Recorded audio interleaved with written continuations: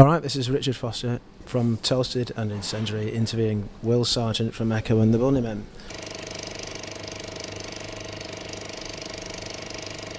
Will, first question about the new album. Right. It sounds, from someone who's been listening to you for over 20 odd years, it's very, almost like a very tough album, very tough sounding, an album full of intent. It sounds like you're nodding a lot to your past with lots of riffs and lots of little lyrics here and there. Was that an intentional thing from you?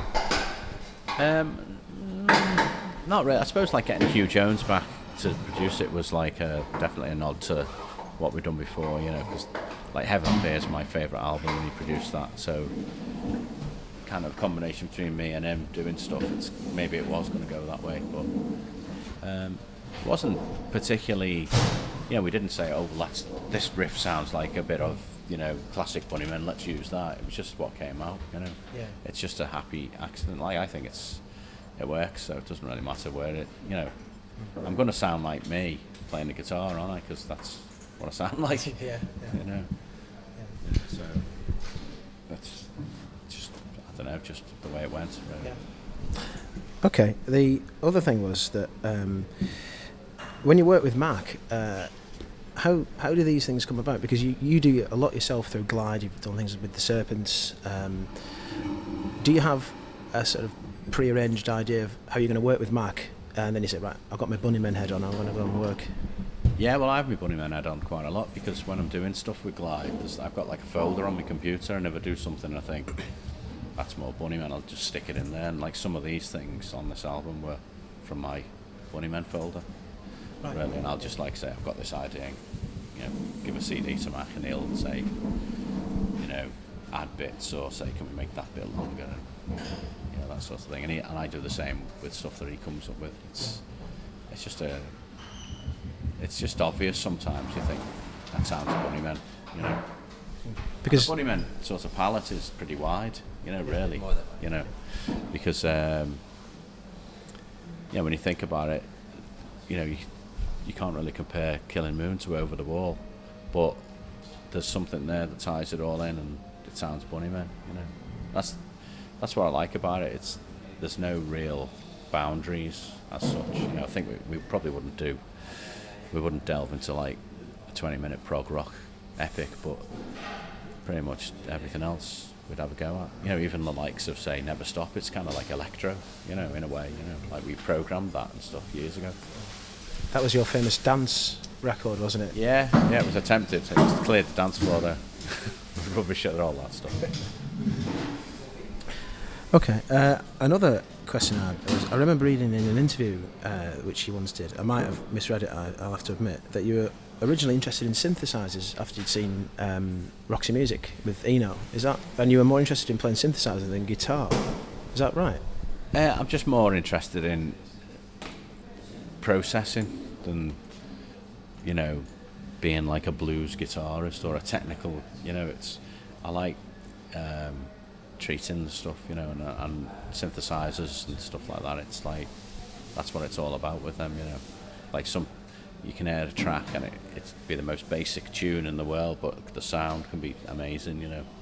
So it's, yeah, you know, guitars it just happened to be, that's what you played if you wanted to be in a kind of band after the punk rock thing, you know. Like, you know, I got a drum machine because of Eno and people like this, and, you know, another Green World album. Also that band Metal Airbane, do you remember that? Yeah. Kind of guitar band with drum machine and Kraftwerk and all that, and it just seemed like I was more interested in the sort of these people that were pushing the boundaries a bit, you know. It's kind of, so I suppose, like, you know, I love playing the guitar, but I love it when I do something and think, how the hell did I make that sound, you know? So I like treatments, and yeah, like when I do my Glide stuff, I hardly ever use the guitar. Really? Yeah, I just think it's easier to just have you do the keyboard stuff, you know. It's just loads easier to deal with. So I do loads of it with the MIDI, you know, MIDI side of things. So I suppose if I had a MIDI guitar, I'd probably use the guitar a bit, but it would sound a bit shit, don't it? Because I was listening to the Weirdest Fish record before I came in, and that's what, 1978, 77, 78, and that was not like anything around at the time itself, wasn't it? It was, and also with a couple of other later. You see, the thing is, when you start out and you don't know what you're doing, that's an advantage, really. You know, I think on that Weirdest Fish record, I've played every riff that I've ever played since. Do you know what I mean? There's something in, because it's just like going nuts on everything, you know. And that was done like on cassettes and a tape player that I could bounce from one track to the other. Like it was an Akai stereo tape. I got it from the catalogue. So I was always interested in tape recording and, you know, the sort of recording side of stuff.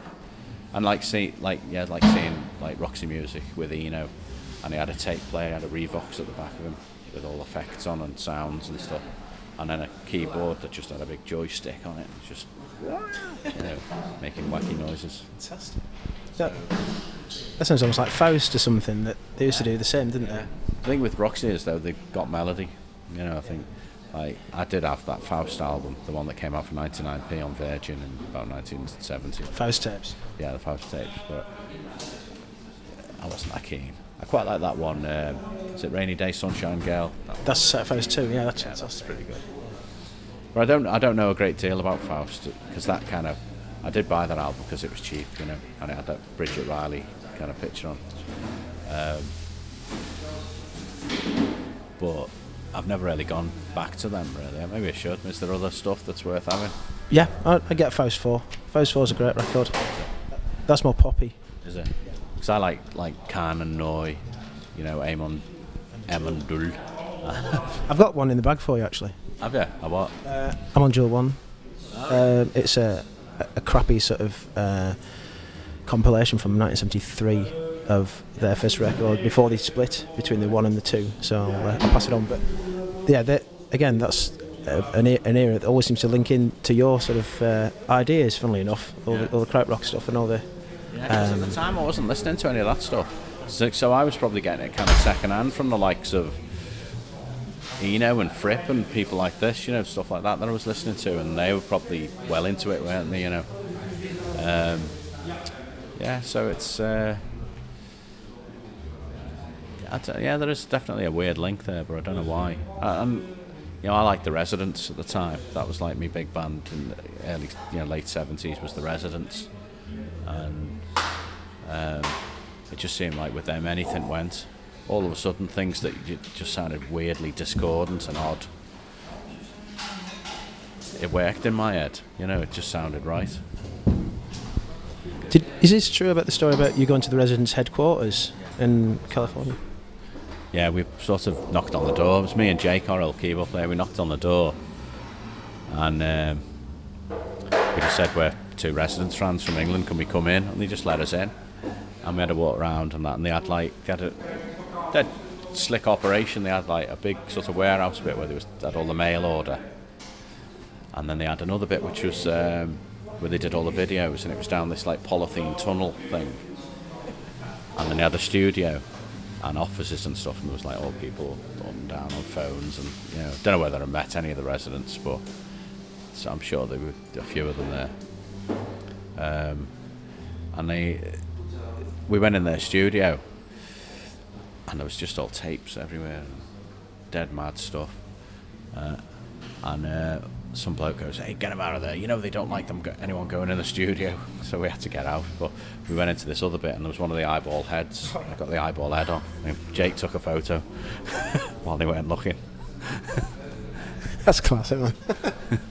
It's on the. I've got it on my. I've got like a photo log on the internet. Yeah, I've been on that. Yeah. Well, it's on there somewhere. That picture. Oh, I'll go and look for that. I've seen the picture of Paul Simpson with the pipe. The other, you're known as a man with a great deal of musical taste. You've got your Parr Street DJ nights. I was going to ask you, as a sort of come on from all the chat we've been talking about regarding classic albums, what's your favourite LP and what's your favourite single? It's too hard. You see, my favourite LP is probably something like Metal by Pink Floyd, you know, or at the other end, 154 by Wire. To me, they're that's even though it's like one come from punk and one come from like the hippie kind of stuff. It's kind of similar. Yeah, but